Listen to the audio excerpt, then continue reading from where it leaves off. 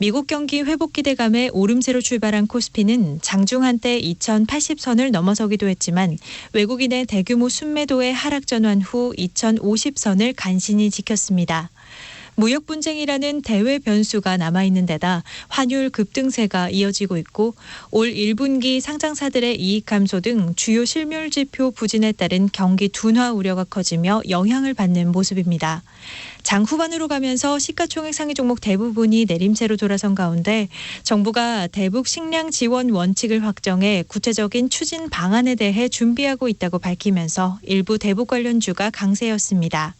한편 최근 급등했던 대부분의 가상화폐가 하락세로 돌아서면서 암호화폐 관련주는 일제히 내렸습니다. 오늘 원달러 환율은 4원 20전 오른 1195원 70전의 거래를 마쳤습니다. 지금까지 KB증권이었습니다.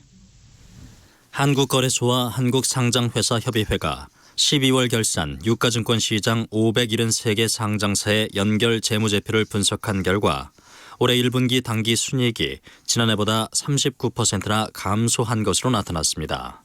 기업들의 1분기 매출은 484조 3천억 원으로 작년 같은 기간보다 0.16% 늘었지만 영업이익은 27조 8천억 원으로 37% 줄었고 당기 순이익은 20조 9천억 원으로 39% 감소했습니다. 이에 따라 영업이익률과 순이익률도 각각 5.74%와 4.31%로 3.37%포인트, 2.74%포인트 각각 하락했습니다. 실적 부진 원인으로는 대중국 수출 감소 등이 꼽혔습니다. 정부가 1분기 우리 경제 하방 리스크가 확대되면서 주요 실물 지표가 부진했다고 진단했습니다. 기획재정부는 오늘 공개한 최근 경제동향 5월호에서 예상보다 빠른 세계 경제 성장세 둔화와 반도체 업황 부진 등으로 하방 리스크가 확대되었다며 이같이 밝혔습니다. 또 브렉시트 관련 불확실성이 상존하는 가운데 최근엔 미중 무역 갈등 등 글로벌 통상 이슈가 세계 경제 둔화와 국제 금융시장 변동성 확대 요인으로 대두됐다고 설명했습니다. 삼성전자가 실적 상승세가 급감한 상황에서도 오히려 연구개발 투자를 크게 늘린 것으로 나타났습니다. 오늘 발표된 삼성전자 분기 보고서를 보면 삼성전자의 올 1분기 R&D 비용은 총 5조 372억 원으로 집계되었습니다. 역대 가장 많았던 지난해 4분기 5조 3,173억 원보다는 조금 줄었지만 2분기 연속 연구개발 투자에 5조 원 이상을 투입했습니다. 올 1분기 매출액 대비 R&D 투자 비중은 9.6%로 연간 기준으로 7%대를 기록했던 2017년과 지난해와 비교하면 높아진 수치를 확인할 수 있습니다. 5G 가입자 유치를 위한 경쟁이 치열해지면서 KT에 이어 LG U+도 공시 지원금을 올렸습니다. LG U+는 오늘 갤럭시 S10 5G 공시 지원금을 최대 29만 원 올렸습니다. 이에 따라 5G 프리미엄 스페셜 요금제를 기준으로 갤럭시 S10 5G 256GB 모델 구매자에게 61만 5천 원, 512GB 모델 구입자에게는 76만 5천 원을 각각 제공합니다. 공정거래위원회는 태광그룹의 일감 몰아주기 혐의에 대한 제재에 조만간 착수합니다.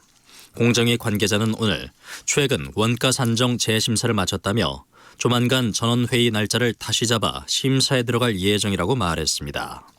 태광그룹은 2014년부터 2016년까지 이호진 전 회장 일가가 지분 대부분을 소유했던 티시스와 메르뱅으로부터 계열사들이 김치와 와인 등을 시세보다 비싼 값으로 사들이게 하는 등 부당 내부 거래를 한 혐의 등을 받고 있습니다. 현대자동차그룹이 계열 물류 회사인 현대글로비스와 사돈기업인 삼표에 일감을 몰아주는 등의 부당 내부 거래를 한 의혹을 공정거래위원회가 포착한 것으로 알려졌습니다. 관련 업계에 따르면 공정위 기업집단국은 최근 조사관들을 서울 현대글로비스 본사에 보내 현장 조사를 벌였습니다. 공정위는 현대차그룹이 자동차 제품 운반 물량 등을 시세보다 좋은 조건의 현대글로비스에 몰아주는 등 부당 내부 거래를 하고 있는지 확인 중인 것으로 전해졌습니다. 국세청이 오리온에 대해 비정기 세무조사에 착수했습니다. 서울지방국세청은 최근 서울 용산구 오리온 본사에 찾아가 회계 자료 등을 확보해 조사 중입니다.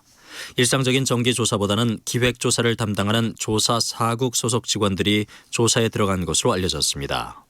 이번 조사는 국세청이 최근 착수한 역외 탈세에 대한 전국 동시 세무조사와는 직접 관련은 없는 것으로 전해졌습니다. 국세청 관계자는 개별 사건에 대해서는 확인해 줄 수 없다고 말했습니다. 우리나라 50대 이상의 절반가량은 경제활동을 하고 있으며 경제적 상태는 상대적으로 열악한 것으로 나타났습니다. 국민연금연구원이 낸 중고령자의 경제활동과 사회참여 현황 및 시사점 연구 자료를 보면 50대 이상의 46.6%가 현재 경제활동을 하는 것으로 나타났습니다. 남성의 경제활동 참가율은 62.1%로 여성보다 높았습니다. 경제활동을 하는 중고령자의 평균 연령은 62.5세였습니다. 식품의약품안전처가 휴대용 공기 산소 제품을 의약 외품으로 분류한 이후 처음으로 관련 제품을 의약 외품으로 허가했습니다. 이번에 허가된 제품은 등산이나 운동 전후 산소를 일시적으로 공급할 목적으로 사용되는 휴대용 산소 제품으로 식약처는 해당 제품의 품질과 제조 환경 등에 대한 자료를 검토해 허가했다고 밝혔습니다. 코와 입 등에 직접 사용하는 휴대용 공기 산소 제품은 한동안 공산품으로 관리되어 오다 작년 11월부터 의약 외품으로 변경됐습니다.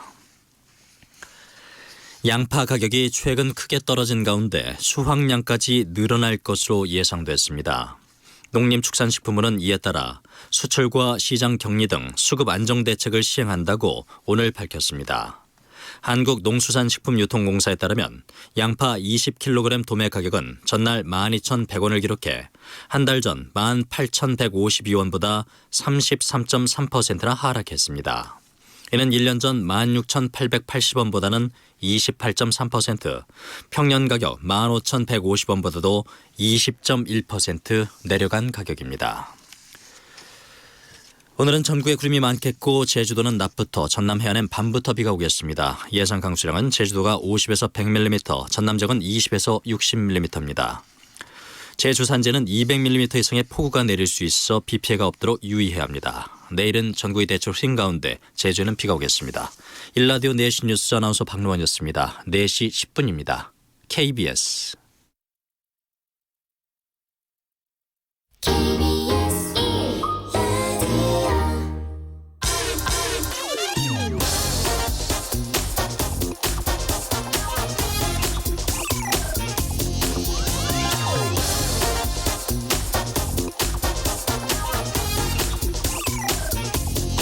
언론사에서 기업, 공공기관, 공기업 등에게 이런 공문이 날라온다고 생각해 보십시오. 귀사의 무궁한 발전을 기원합니다. 땡땡땡 언론사는 어느 며칠부터 땡땡땡 포럼을 개최합니다. 내용은 이렇게 그저 그런 내용이지만 귀사가 함께 하시어 행사를 빛내주시기 바랍니다. 참가비 1인당 200만 원, 부가가치세 별도. 이렇게 공문을 보낸 전으로 기자가 찾아와서 포럼 티켓 좀 팔아달라고 부탁한다. 그럼 공기업, 공공기관, 기업 입장에서는 어떻게 해야 할까요? 제가 직접 그 파일을 가지고 있어서 지금 그런 말씀을 드리는 건데요. 이 공문 내용을 가지고 있습니다. 팔아줘야죠. 어떻게 하겠습니까? 이런 행사에 600명만 참석해도 1인당 200만 원이니까 행사 총 수익이 12억 원입니다. 외국에서 비행기 타고 와서 잠에서 덜 깬 석학 몇 명에게 강의료 좀 주고 호텔 대관료야 또 특별 서비스로 할인받고 하면 얼마가 남겠습니까? 굉장히 많이 남습니다. 1인당 200만 원은 이 언론사가 신생 언론사라서 좀 싼 거고요. 한 유력 경제지는 1인당 300만 원, 법인당 500만 원을 받습니다. 기자들에게 포럼 티켓 나눠주면서 많이 판 기자들은 칭찬합니다. 포럼 티켓을 직접 팔아본 경제신문 기자에게 제가 직접 들은 이야기입니다. 갑자기 가렴 죽으라는 고사성어가 떠오르지 않습니까? 좀 어렵나요? 쉽게 요즘 말로 하자면 양아치짓. 이러면서 기사 낼 때는 뭔 기업 걱정은 그리도 하는지 모르겠습니다. 참 그리고 말입니다. 공기업이나 공공기관에서 내는 이런 포럼 티켓 비용, 그게 결국 다 우리 호주머니에서 나오는 사실상의 세금이라는 것 잊지 맙시다. 안녕하십니까? 세상에 이익이 되는 방송 최경령의 경제쇼 출발합니다. 오늘의 돌발 경제 퀴즈인데요. 오늘은 색다르게 인물로 선정했습니다. 우리 프로에 고정으로 출연하는 경제학자죠. 건국대학교 교수고요. TBS 뉴스공장과 우리 KBS 최경령의 경제쇼 등에 출연하고 있습니다. 2010년 영국 캠브리지 국제인명센터로부터 세계 100대 교수로 선정된 분이기도 하죠. 이분의 이름 오늘도 출연하시는데요. 건국대학교 교수십니다. 이분의 이름 뭘까요?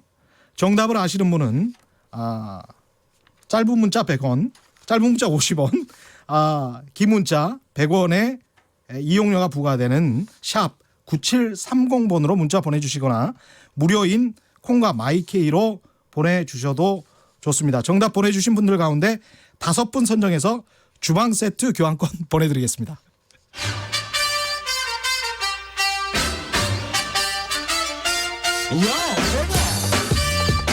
최경영이 원하는 건 오직 정의. 경제 정의를 향해 여러 걸음 깊이 들어갑니다. 최경영의 경제쇼. 오늘의 경제 뉴스를 짚어드리는 경제 뉴스 브리핑 시간입니다. 경향신문 방기훈 기자 나왔습니다. 안녕하십니까? 네, 안녕하세요. 네, 오늘은 3기 신도시 부동산 뉴스를 좀 다뤄보겠네요. 네, 그렇습니다. 예. 그 이제 3기 신도시 정책이 이제 지난 7일에 발표가 됐죠. 네. 그래서 당장 이제 그 내용이나 이런 것들보다도 이 정책 발표 이후에 뭐가 좀 부각이 되고 있냐면 예. 일부 그 기존 신도시 지역의 어떤 그 반대 여론, 그 주민들의 그렇죠. 반발 이런 것들이 계속해서 그런 좀 뉴스 굉장히 많이 나왔습니다. 예, 그렇게 돼 있는데요. 이게 좀 어떤 상황인가 좀 먼저 좀 전달을 좀 해드리겠습니다. 보면 이 지금 일산 1기 신도시 분들 그리고 네. 이제 2기 신도시 중에서 이제 파주 운정 특히 예. 이쪽 그 경기도 서북부 지역 이쪽에서 지금 굉장히 큰 이제 반발 여론이 형성이 되고 있고요. 그래서 특히 일산 파주 운정 이쪽이죠. 그렇습니다. 그리고 지난 이제 주말에는 반대 집회가 열렸고 또 이번 주에도 열릴 예정입니다. 그래서 그렇군요. 왜 반대를 하느냐 좀 말씀을 들어봤더니 지금 현재 그 일산 신도시 1기 지역이죠. 예. 거기는 이제 교통 인프라라든지 이런 부분들이 상당히 좀 부족하다. 부족하다. 예, 왜냐하면 이제 출퇴근 생각을 해보면 예. 항상 좀 차가 막히고 자유로나 그렇죠. 뭐 그쪽으로 많이 다니는데 지금도 그렇죠. 진짜 정말 출퇴근이 힘든 상황인데 예. 인근에 예. 서울과 더 가까운 고양시 인근의 창릉지구를 뜻합니다. 그렇죠. 거기서 이제 대규모 택지가 들어오면 교통 정체가 더 심해질 것 아니냐. 그게 뻔하다. 예. 그리고 또 하나는 지금 1기, 2기나 이런 곳들의 자족 기능이 제대로 갖춰져 있지 않은 상황에서 예. 또 다른 더 입지가 좋은 인근의 신도시가 들어서면 그러면 이쪽의 그 도시 경쟁력이라든지 이런 부분들이 더 이렇게 악화될 것 아니냐. 뭐 예. 이런 우려입니다. 예. 그래서 여기에 있는 사람들이 또 이제 다른 그 인근의 고향 그 3기 신도시로 또 옮겨갈 테니 예. 이제 좀 대책을 마련해 달라. 예. 이제 슬럼화가 예. 이어질 것이다. 음. 뭐 이런 취지의 내용을 계속해서 이제 전달을 하고 있는 그런 상황이죠. 이게 결국은 집값 떨어지는 것 때문에 그런 거잖아요. 그렇죠. 이제 결과적으로 보면 교통이 안 좋고 예. 뭐 자족 기능이 없어 경쟁력이 떨어지고 예. 그래서 슬럼화가 된다. 예. 그 말인즉 예. 집값이 떨어질 수 있다. 이렇게 좀 귀결이 되죠. 예, 이런 부분에 대한 그 우려가 있는 건데요. 특히 이제 가뜩이나 이제 일산 같은 경우는 분당 뭐 이런 지역하고 비교를 해서 예. 같은 신도시지 않습니까? 예. 비슷한 시기에 책정이 됐던. 그랬죠. 근데 집값이나 이런 부분 시세를 좀 따라 보면 예. 우리가 좀 상대적으로 너무 낮게 지금 책정이 돼 있다. 계속해서 지금 집값이나 이런 부분들이 하락을 하고 있고 간신히 보합세를 유지하고 있었는데 지금 다른 3기 신도시라든지 이런 정책 발표가 나오면서 앞으로 계속해서 가격이 하락될 것이다. 이런 좀 우려가 나오면서 반발이 좀 심해지고 있는 이게 상황입니다. 집값이 떨어질 것이라는 미래에 떨어질 것이라는 우려인데 예. 실제 떨어졌다고 어디에 기사에 나온 것 같은데. 계속해서 지금 이 폭락 예. 기사가 나오고 있어요. 사실은 그렇죠. 이제 이 부분을 좀 짚어드려야 될 것 같아서 오늘 그 주제를 갖고 나왔는데 예. 이 신도시 발표가 7일이었는데 9일쯤인가요? 예. 아마 좀 이 신도시 특히 일산 신도시 지역 여기에 지금 1억이 넘게 아파트 값이 떨어졌다. 1억 넘게? 예. 그러니까 뭐 1억 2천이 떨어졌다. 뭐 이런 기사들이 계속해서 나왔어요. 그리고 발표한 지 이틀, 3일 이렇게밖에 안 됐는데도 그런 기사가 나왔는데 이틀 3일 만에 1억이 떨어졌다. 예, 그렇습니다. 이틀 그래서 3일 만에 2022년부터 분양한다는 신도시가 세워지니까 나는 당장 집을 팔아야지. 1억이나 하락시켜서. 네. 그런 멍청한 사람이 있을까요? 그래서 제가 왜냐하면 이제 그 실거래가라든지 예. 뭐 이렇게 정보는 확인을 할 수 있지만 또 예. 가장 최근에 이루어진 거는 또 확인이 안 되지 않습니까? 예. 두세 달 지나야 되니까. 그렇죠. 그래서 한번 현장에 가봤어요. 그렇죠. 예. 엊그저께 가봐야 갔는데요. 됩니다. 예. 예. 일산에 이제 뭐 서구에 있는 부동산 해당 지역 다 돌았는데 거기 이제 중개인분들이 중개소에 계신 분들이 펄쩍 뜁니다. 제가 이 얘기를 했더니 아 당신 또 그 얘기냐 하면서 이제 화를 내시는 분도 있어요. 결과적으로 보면 그런 매물은 존재하지도 않았고요. 그러니까 매도가 이 가격이라고 하면 네, 보통 네. 이제 실거래가를 말하는 건데 네, 네. 뭐 정책이 발표되고 2, 3일에 1억이 떨어졌다고 하면 집주인이 1억이 떨어지게 내놨다. 네. 그럼 매도 호가를 이야기하는 것일 텐데 네, 네. 실제 가격도 아니고 예, 예. 실거래된 가격도 아니고 그 매도 호가마저도 1억이 떨어진 매도 호가는 없다. 네, 매도 그런 이야기. 호가조차도 매물 자체가 없었다라고 확인을 해줬습니다. 저도 뭐야 옆에서 이거 다시 가짜 확인을 가짜 했고요. 뉴스네요. 예, 그렇습니다. 근데 오히려 이제 그분들이 하시는 말씀이 언론에서 이렇게 1억 떨어졌다, 1억 2천 떨어졌다 이렇게 하면 오히려 여기가 말 그대로 부동산 하락 지역으로 낙인을 찍고 있다. 그래서 그렇죠. 오히려 더 좋지 않다, 분위기가 그렇죠. 더 안 좋아지고 있다 이렇게 좀 호소를 하시더라고요. 그래서 네. 이렇게 뭐 일산 신도시가 사망 선고를 받았다 이런 식의 좀 자극적인 타이틀로 기사를 좀 안 써줬으면 좋겠다 이런 일산은 말씀도 사실 굉장히 많이 떨어져서 네, 더 네. 떨어질 게 있을까 싶을 정도입니다. 그 말씀도 사실. 하시더라고요. 네. 이미 모든 그런 시장에서 평가가 반영이 됐기 때문에 더 네. 이상 추가적으로 뭐 하락할 부분도 없다라고 말씀들을 하시고요. 이미 분당이나 이런 데 비하면 그리고 이제 호수공원이나 이런 데 가보면 아시겠지만 일산이 굉장히 살기 좋아졌어요. 네, 그렇습니다. 호수공원 나무들도 20년 30년 되다 보니까 네. 정말 대단하더라고요. 그렇습니다. 이게 뭐 외국 도시인가 네. 한국 한국 도시인가 그럴 정도로 대단하게 발전했는데 여기에서 이제 조금만 더 교통이 좋아지면 네. 오히려 집값이 그 주민들 그 우려와는 반대로 될 가능성도 있을 것도 같은데. 뭐 GTX라든지 어쨌든 간에 이런 교통망이라든지 이런 확충한다는 소식이 계속 있고요. 네. 물론 착공식도 있었지 않습니까? 물론 이제 그 주민분들은 착공식만 했지 언제 첫 삽을 뜨냐 계속해서 그렇죠. 이제 말씀하시고 있는 부분이긴 네. 한데 문제는 이렇게 자극적인 이런 가짜 뉴스, 폭락 뉴스 때문에 오히려 이제 같은 고양시 내 덕양구 또 일산 서구 동구 이렇게 네. 그 지역 내에서 또 갈등 구도가 생겨납니다. 왜냐하면 그러네요. 덕양구 입장에서는 오히려 또 호재가 될 수 있다라고 약간 혜택을 받을 수가 예, 있겠죠. 교통망이라든지 이런 부분 또 확충이 된다고 하니까요. 신도시가 들어오고 하면 또 거기에 대해서 이제 그 이전 기존 일기 신도시 분들은 또 화를 내시고 이게 오히려 이런 기사들로 인해서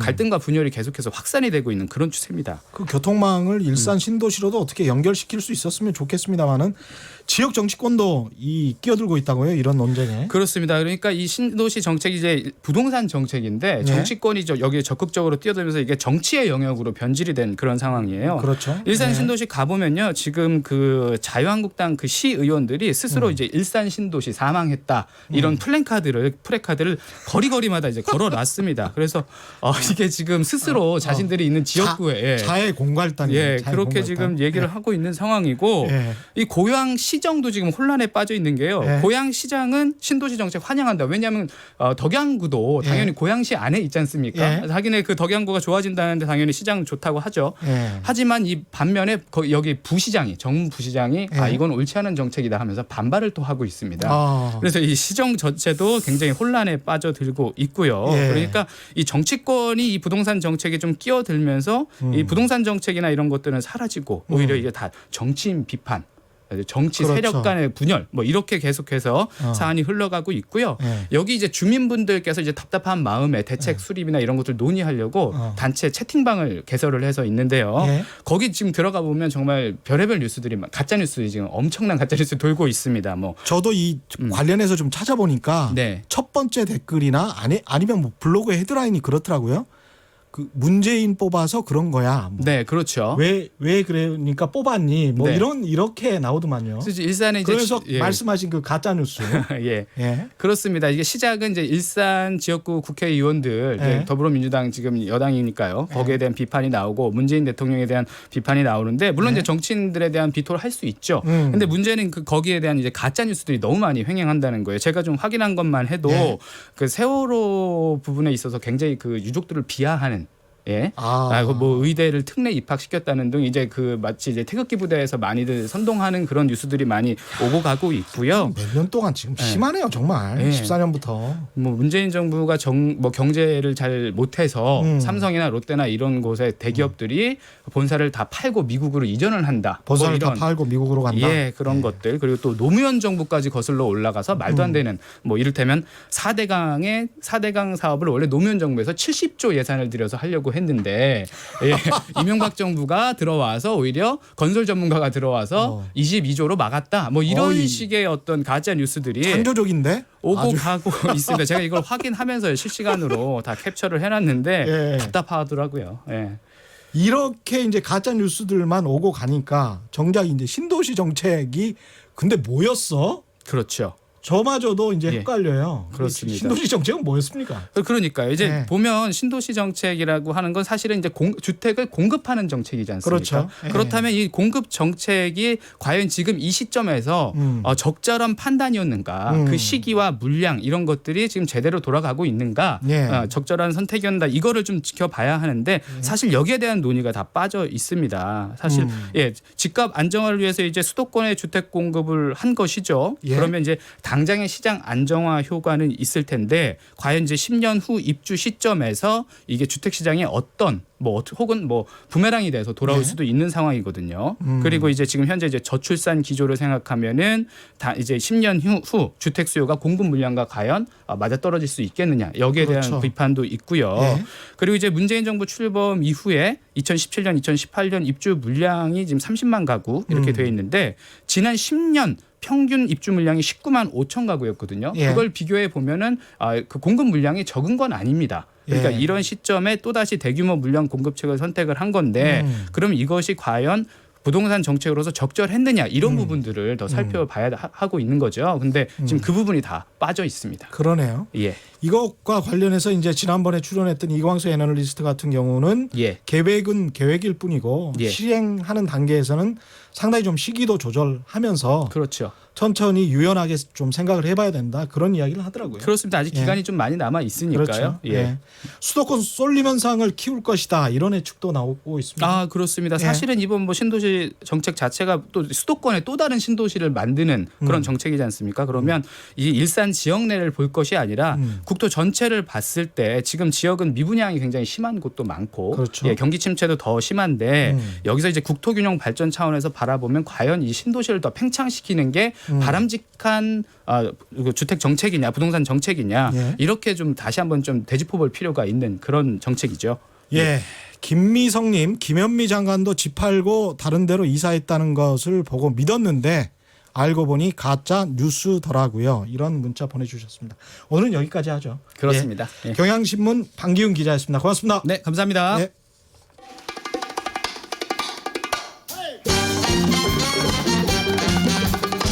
유쾌한 경영시의 한국경제 오도독 최경영의 경제쇼.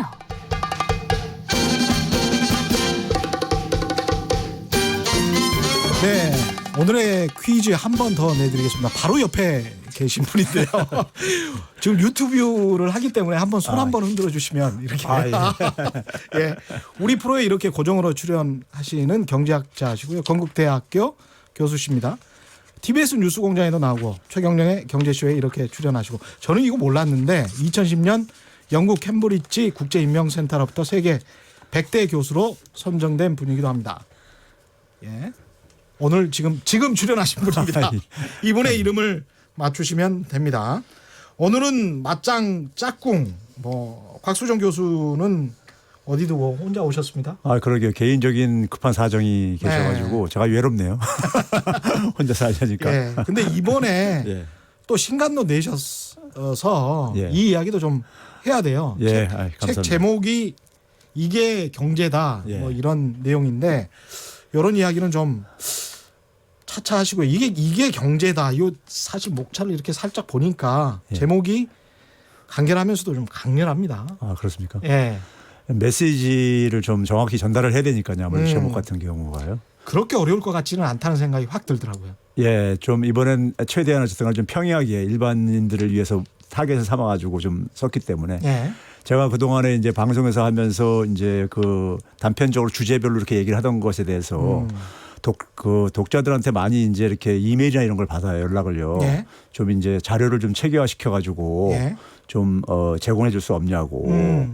그래가지고 일일이 개인적으로 그걸 다 하기엔 너무 좀 이제 힘들고 그래가지고 그렇죠. 그러다 보니까 이제 좀 이제 책으로 정리를 하게 됐습니다. 예. 책에 쓰신 내용들을 좀 더 깊게 들어가기 전에 예. 최근에 이슈가 된 버스 준 공영제 아, 예.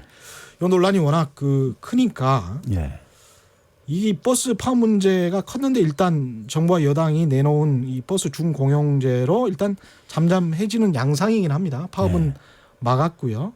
그런데 이게 하면 어떻게 하다 보니까 국민 세금으로 버스 회사에 지원을 해주는데 그게 버스 운전기사에게는 안 가고 버스 사업자에게만 갈 우려가 있다. 이런 지적이 나오고 있습니다. 사실 이 버스에 관해서 정부나 지자체에서 보조금을 주고 이랬던 게 한두 해가 아니잖아요. 그렇죠. 예. 그리고 이런 우려는 이제 계속 있어 왔던 것인데 이번에 이제 그 버스 파업과 관련해서 버스 요금을 올릴 수밖에 없는 처지에 놓이다 보니까 예.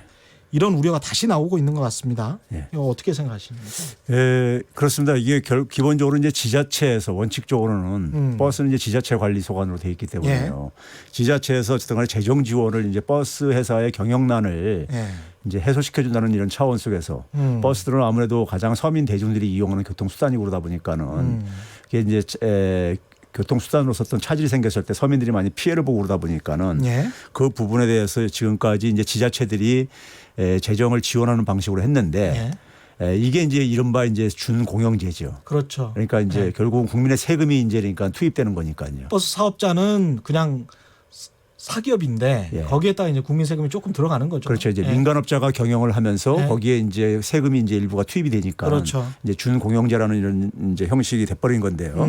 그런데 이제 결과적으로 지금까지 어쨌든 간에 이게 버스 회사 사업주들만 배부르게 해주는 게 아닌가 하는 이런 지적들이 있었던 있었죠. 것이 예. 사실이고요. 예.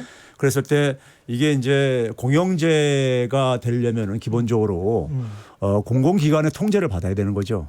내용적으로. 그렇죠. 예. 예. 그러니까 이제 뭐 감사도 받아야 되는 것이고 예. 그다음에 이제 이 비용 원가도 적절하게 계산이 되어졌는가. 그러네요. 뭐, 예, 그런 것들이 이제 그러니까 내용적으로 돼야 되는 것이고 예. 그다음에 이제 운송에서 발생하는 수익금도 사실은 이제 어떻게 보면 이제 공동 관리가 최소한 공적인 어쨌든 간에 개입이 있어야 되는 것이죠. 그렇죠. 예. 어. 이제 그런 부분들이 그동안에 좀 소홀했죠. 소홀하고 그러니까 지원만 해주고 이제 그러니까 이 공적인 개입은 좀 그러니까 상대적으로 소홀하다 보니까는 그렇죠. 예, 이게 이제 그 사업주들만 배불리는 게 아니냐 이제 이런 지적을 받았던 것이고 또 상당 부분이 사실이고요. 근데 사실 공영제는 저는 필요하다고 봐요. 준공영제는요. 사실은 필요하다. 예. 그러니까 이게 어차피 이제 서민들이 대중교통 수단이기 예. 때문에. 그리고 이제 버스를 이용하는 분들이 기여하는 측면도 있습니다. 예를 들어서 그러니까 교통 혼잡도도 좀 줄이는 측면도 있고 대도시 네. 같은 경우는요. 그다음에 이제 공기 오염도도 이제 줄이는 효과도 있고요. 각자 개인 차량을 그렇죠. 이용하시는 분들에 예. 비해 가지고요. 예. 그래서 그런 점에서 서민들에 대한 지원뿐만 아니라 나아가서는 그런 대중교통을 이용하시는 분들에 대한 보상 차원으로서도 그 버스에 대한 이제 저는 이제 공영적인 성격은 필요하다고 봐요. 예. 근데 이제 그것을 공영적인 성격에 맞게끔 이제 공공이 이제 개입을 해야 된다는 얘기고 그것이 그렇죠. 개인의 어떤 특정 개인이 배불리는 데 그러니까 이게 연결되면 안 된다는 얘기죠. 그건. 그렇죠. 예. 그래서 그런 네. 원가 계산이라든가 이런 수익 관리 이런 부분에 시민단체들도 좀 개입을 해가지고 거기에 이제 그러니까는 이게 적절하게 계산되고 있는가 원가가. 그리고 수입은 어떻게 관리가 되는가 이런 것이 좀 더 투명하고 좀 합리적으로 좀 이게 좀 보완이 돼야지만이 그렇죠. 공영제의 어떤 나라의 이런 취지에 부합될 수 있다고 생각합니다. 옛날에 보면은 뭐 버스 사업자 하면 가장 현금이 많은 사람 예. 이렇게 꼽혔지 않습니까? 뭐 심지어는 뭐 1,000억이 있다. 예. 예, 수중에 뭐 이런 이야기도 많이 듣고 그랬었는데 3074님도 비슷한 이야기를 지금 해주시고 있는 것 같습니다. 유치원 지원금처럼 버스 준공영제도 그리 되는 거 아닙니까? 뭐 이런 말씀해 주셨는데요. 지금 현재 상황이 이미 버스에 어느 정도 보조금을 지원해 주고 있는 상황이니까요. 유치원이랑 양상이 비슷하다고 보시면 될 것 같습니다. 그게 맞는 지적이신 것 같고요. 8144님 현직 버스 기사입니다. 방금 말씀하신 준공영제도가 버스회사 지원을 천문학적으로 합니다. 땅 짓고 헤엄치는 격이죠. 사업주들에게는 그렇다는 말씀이고요. 사업주들과 공무원들의 유착도 심각합니다. 아주 제보를 해주셨네요. 고맙습니다. 3074님 버스 기사분들도 기본급이 낮고 각종 수당이 커서 그렇다는데 이것도 정확한 지적이십니다. 그러니까 맞습니다. 기본급을 올리면 되지 왜 수당으로 보존해야 합니까? 이게 사실은 박정희 전두환 정부 이후에 맞습니다. 한국의 모든 기업이 그렇죠. 예. 기본급이 낮고 각종 수당을 높여서 세금을 적게 내면서 사람들에게 월급을 높여주는 식으로 그때그때 온발의 오줌 누기 정책으로 항상 하다 보니까 수당이 우리나라처럼 많이 생겨버린 나라가 없는 상황인 거죠. 맞습니다. 그러다 보니까 이 최저임금 인상하더라도 그렇죠. 최저임금이 기본급에만 이게 연계되고 그러다 보니까 그렇죠. 그러다 보니까 이제 거기에 대한 반발도 이제 많이 나오게 된 것도 그렇죠. 이 급여 체계가 굉장히 기형적으로 운영을 해왔던 거죠. 이게 사실은 30년 이상 맞습니다. 진행됐다는 굉장히 좀 역사적인 이야기고요. 네. 유치원도 마찬가지로 사실은 이 전두환 정부 때 그렇죠. 이게 유치원이 워낙 부족하다 보니까 이 정통성이 없는 군사 독재 정부에서 이걸 어떻게든 유치원을 많이 만들어서 사람들에게 좀 달래보려고 그렇죠. 유치원을 막 지어버린 거예요. 그래서 그렇죠. 면허증이 없는 사람들 그렇죠. 유치원 원장이 유치원 교사가 아니어도 된다라고 예. 하면서 이 역사적 사실입니다. 제가 예. 지원해서 하는 말이 아니고 그래서 막 그냥 유치원을 만들어 버린 겁니다. 저도 그렇게 알고 있습니다. 예, 그렇게 되면서 유치원이 이렇게 준공영제하에서 제대로 감시도 안 받고 지금의 상황까지 이르게 된 시초가 된 겁니다. 사실 쉽지 않은 문제입니다. 수십 년 걸린 문제이기 때문에 이거를 단칼에 어떻게 할 수 있다 이런 거는 쉽지 않을 것 같습니다. 저는 최저임금 인상의 하나의 부차적인 효과 중에 하나가 기업들이 어쨌든 간에 급여 체계를 정상화시키는 데 하나의 저는 압박수단이 된다고 봐요. 예. 그러니까 뭐 이 급여 체계 안 바꾸면은 최저임금을 사실 뭐 저기 위반하고 이런 게 돼버릴 수가 있기 때문에 그렇죠. 예 그런 점도 있다고 생각합니다. 예. 오늘 본격적인 토크 이게 경제다. 예. 책에 관해서 좀 이야기를 좀 예. 하죠. 이게 지금 어떤 내용인지 간단히 좀 주제를 좀 설명해 제가 주시죠. 일단 이 책을 쓰게 된 동기는요. 지난 1년 동안에 우리 사회에서 어쨌든 간에 뭐 경제 분야만은 아니지만은 예. 굉장히 많은 가짜 뉴스들이 어쨌든 간에 이 그렇죠. 유포되고 그러잖아요. 예. 유포되고 그러는데 저도 많이 지적하고 있습니다만. 예. 경제에서도 이제 대표적인 건데 예. 문제는 뭐냐면 경제는 일반인들이 굉장히 어렵게 느껴지는 부분이에요. 그렇습니다. 그러다 보니까는 그 가짜 뉴스를 하더라도 제대로 이걸 이제 그러니까 진위를 파악하기가 어려운 부분들이 있죠. 그냥 그런가 보다 이렇게 그렇죠. 생각할 수 있는 경향이 높고요. 그러다 보니까 네. 폐해가 더 심한 것 같아요. 맞습니다. 그래서 일단은 현재 경제 상황을 좀 이제 정확하게 좀 알려줄 필요가 있다고 좀 생각이 들었고요. 예. 그래서 이제 그 우리 지난 1년 넘게 동안 우리 사회 속에서 주로 이제 이슈가 됐던 경제 그 이슈들에 대해서 좀 이제 정리를 좀 할 필요가 있다고 생각이 들었고요. 예. 두 번째는 우리 경제의 진짜 상황이 지금 어떤 상황에 있는 것인가. 예? 이 상황을 정확하게 좀 이제 그러니까 국민들이 이해할 필요가 있고요. 지금 현재가 어떻게 되냐? 예, 그렇죠. 예. 그걸 이해를 해야지만이 예. 정부가 제대로 하고 있는지 안 하고 있는지 그리고 우리 경제의 과제는 또 무엇인지 이런 부분들에 대한 이제 그러니까 국민들이 제대로 이해를 해야지만이 예. 뭐 평가도 할 수 있고 예. 그리고 거기에 대해서 또 이제 뭐 지지도 보내줄 수도 있는 것이고요. 예. 그리고 어떤 하나 요구도 할 수 있다고 그렇죠. 저는 비판도 할 수 있는 생각이 것이고. 이제 그런 예. 점에서 그런 부분들을 좀 제시해 주기 위해 가지고 예. 책을 좀 집필하게 됐습니다. 지금 말씀하셨는데 지금 우리나라의 경제 현실 예. 굉장히 뭐 많은 사람들이 걱정을 하고 있는데 예. 현실 냉철하게 봐서 이게 지금 뭐 어떤 상황인가요? 제가 이제 프롤로그에다가 이제 우리는 왜 행복하지 않은가 이런 이제 글을 쓰면서 예. 주로 이제 10대와 20대들의 좀 얘기를 가지고 처음에 얘기를 꺼냈어요. 예.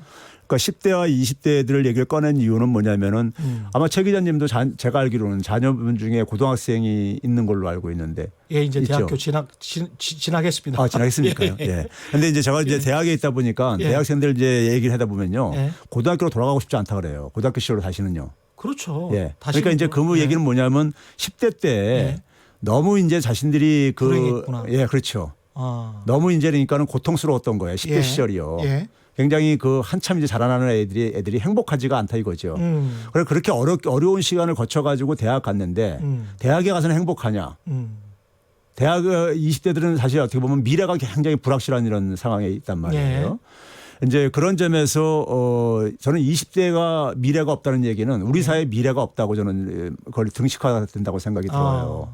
그러면 이제 그 부분이 저는 경제에서도 그대로 이제 적용이 될 수 있다고 보는데 예. 어떻게 적용이 됩니까? 20대들이 저는 지적하는 문제가 우리 사회가 굉장히 공정하지 않다 이렇게 생각하는 게 굉장히 강합니다. 공정하지 않다. 예. 예, 그런 얘기 많이 하죠. 예, 반칙이 너무 심하고 공정하지 않다 이렇게 생각하는 게 있고 그다음에 이제 하나는 자신들의 미래가 굉장히 어쨌든 간에 불확실하고 그러다 보니까는 힘들어하고 있고요. 예. 근데 이런 모습이 저는 경제에서도 우리 경제의 저는 시대적인 과제가 이 공정성 문제. 그러니까 우리가 과거에 소위 이제 그 한국식 산업화 모델이라는 것이 예. 저는 이제 이거 박정희 경제 시스템이라고 하는데 이 시스템이라는 게 기본적으로 우리가 흔히 말해서 뭐 정경유착으로도 표현을 하지만은 예.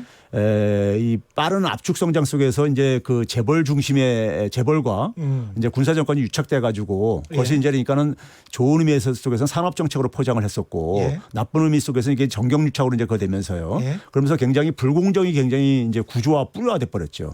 그러다 보니까 우리 사회 속에서 민주화가 되면서 시대적인 이 화두 중에 하나가 예. 경제 민주화라는 것이 계속해서 우리가 20년 넘게 지금까지 계속 반복되고 있는 이유가 예. 바로 그거라고 생각이 됩니다. 그러니까 공정성에 있어서 공정성이 굉장히 우리는 취약하다 이런 부분이요. 그런데 시장 경제에서 공정성이 굉장히 중요한 부분이거든요. 공정거래위원회가 있는 이유기도 하죠. 예, 근데 시장이라는 것이 경쟁에 의해서 이렇게 우리가 이루어지는 거기 때문에 경쟁에서 승자가 그러니까는 패자가 승자한테 그러니까 승복하려면은 예. 그 게임이 공정해야지만 이제 승복이 그렇지. 되는 거예요. 저 사람이 나보다 더 열심히 해서 그렇죠. 더 똑똑해서 더 능력이 있어서 저렇게 된 거다. 그렇죠.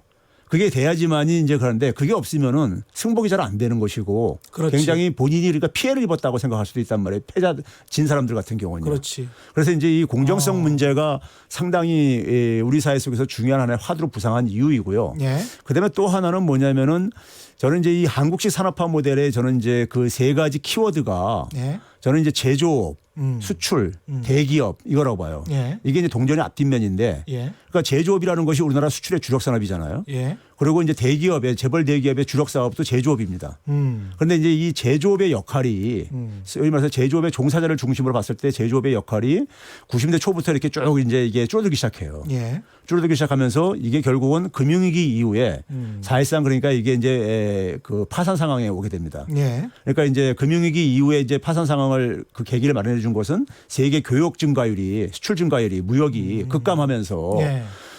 무역이 급감하니까 자연히 뭐냐면은 제조업이 이제 그러니까는 뭐 역성장을 그러니까 마이너스 성장을 한다거나 그러네요. 대기업들도 마찬가지로 이제 그러니까 그런 타격을 보게 되고요.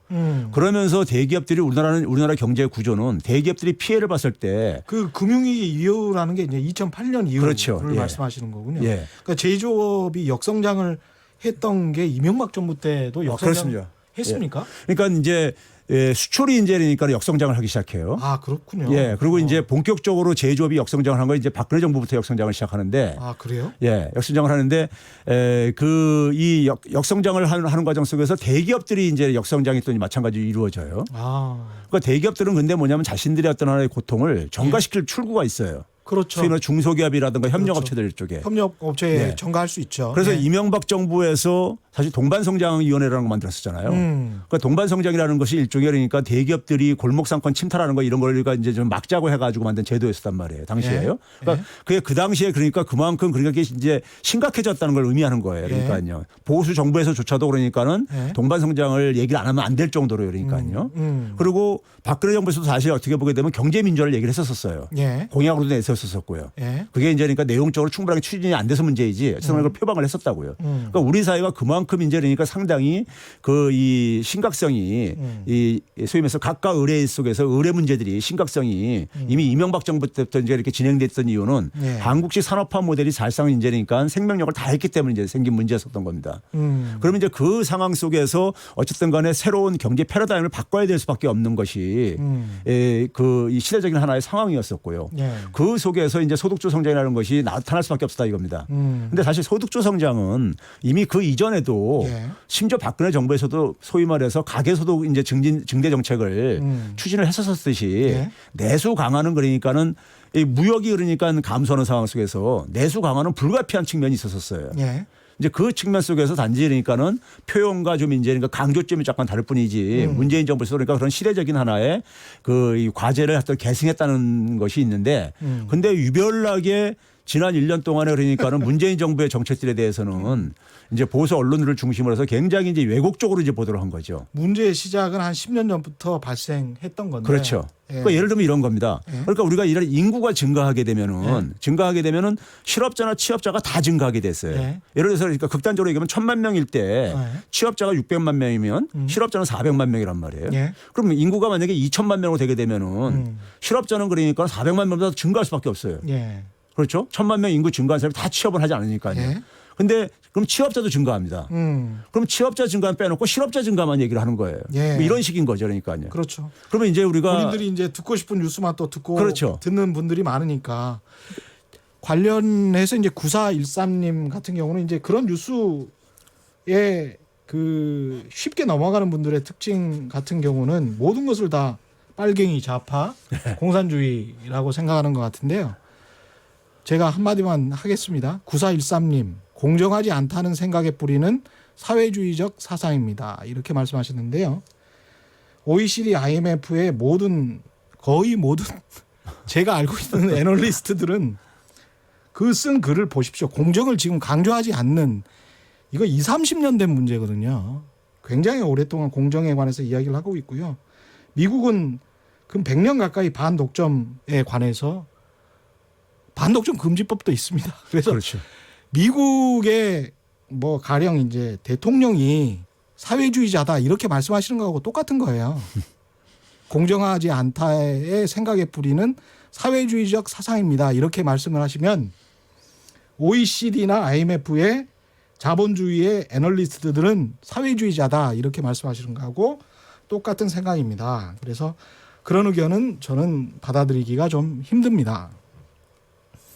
이 지금 그 책의 내용에 특별히 한국 경제만의 문제는 아니다. 이 부분이 굉장히 눈에 띄는데요. 예. 이걸 왜 이 부분에서 의미하는 거는 뭔가요?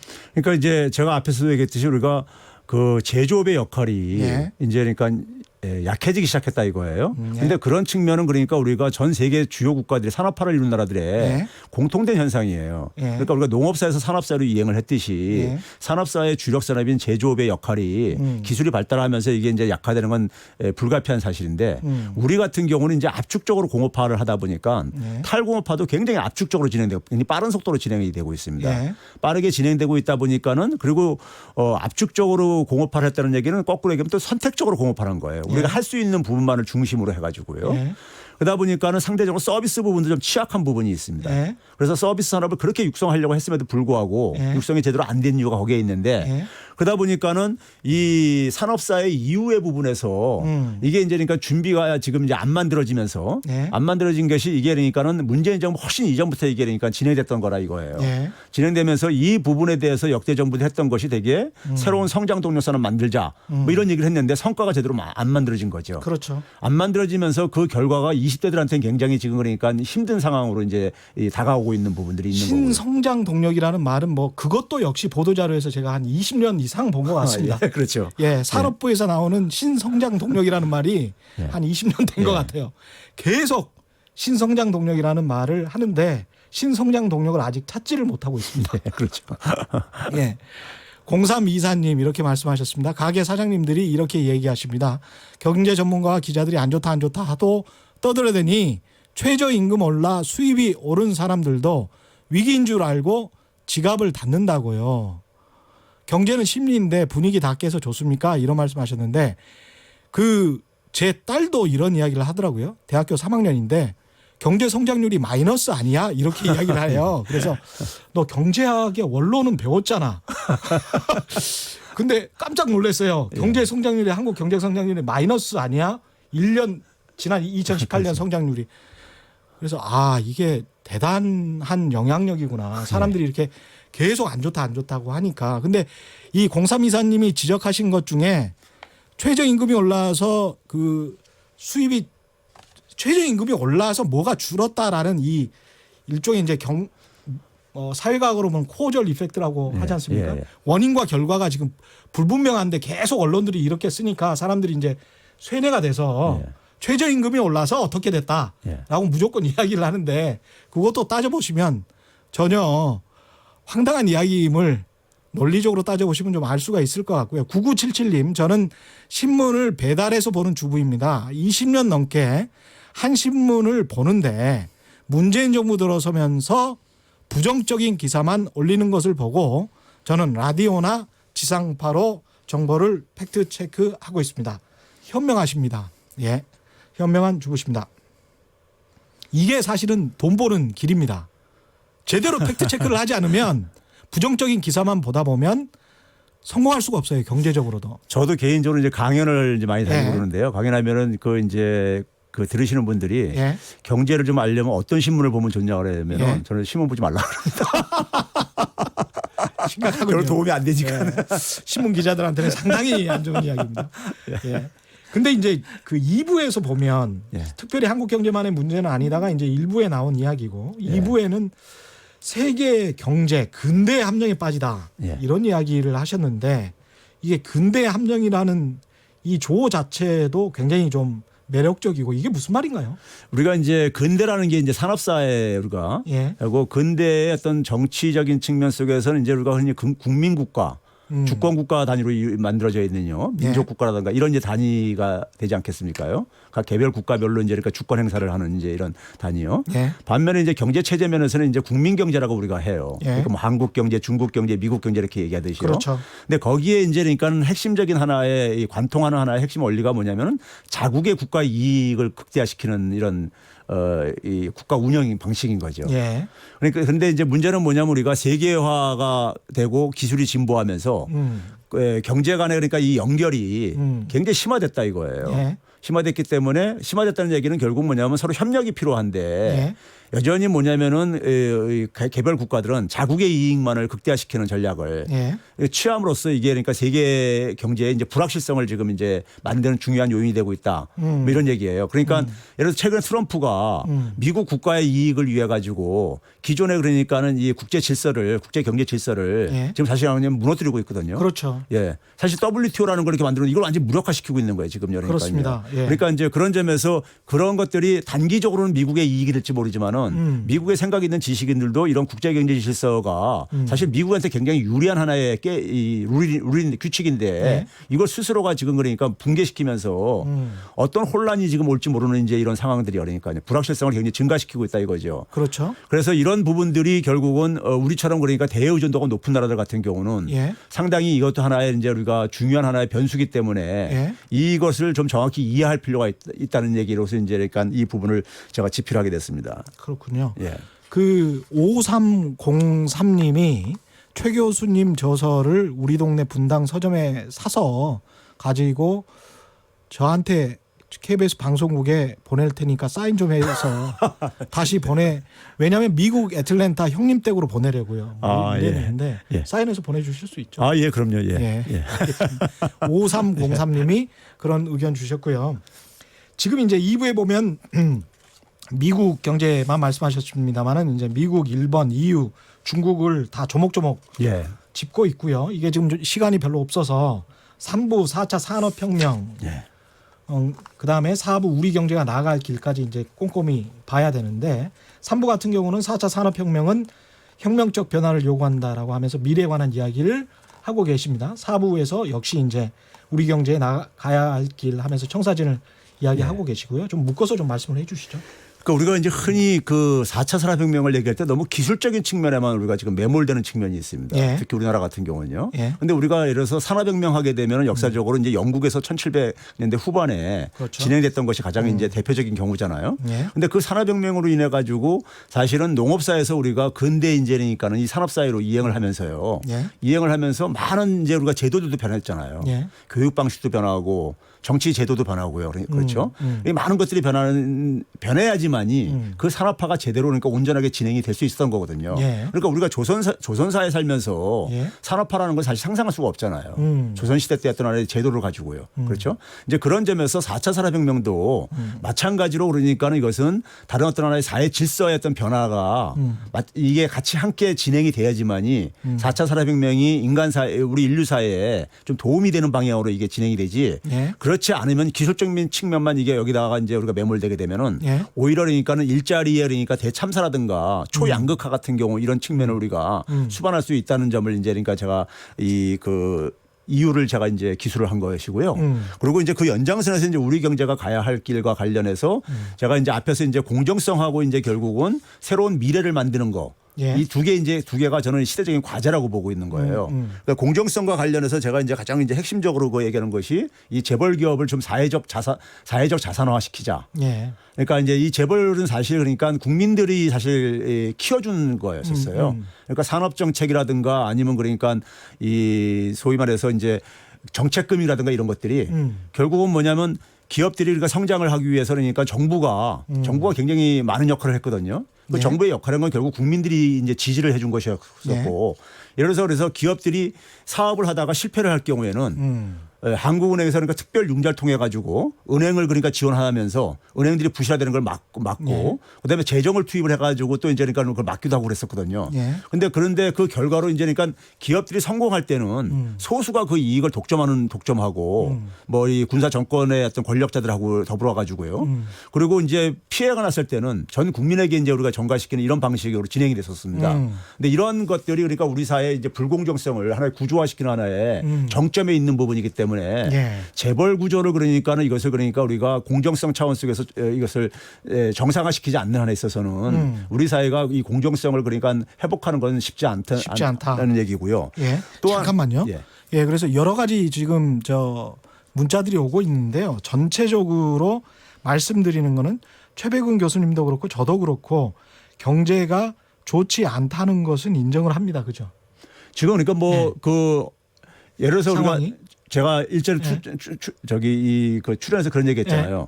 박근혜 정부 때리니까는 가계의 한 60%까지가 소득이 붕괴되고 있었다. 그런데 이게 지금 40%까지 축소됐지만은 여전히 가계의 한 40%는 그러니까 소득이 지금 후퇴하는 상황입니다. 그러니까 당연히 어렵죠. 어려운 상황은 여전히 지속되고 있는 거고. 그렇죠. 그리고 특히 이제 그러니까는 잠깐만요. 이제 거의 시간이 다 돼서요.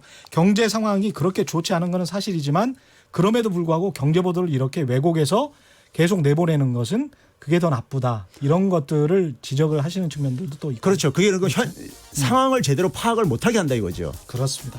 예. 이게 경제다라는 신간을 내신 건국대학교 최백운 교수와 함께 이야기 나눴습니다.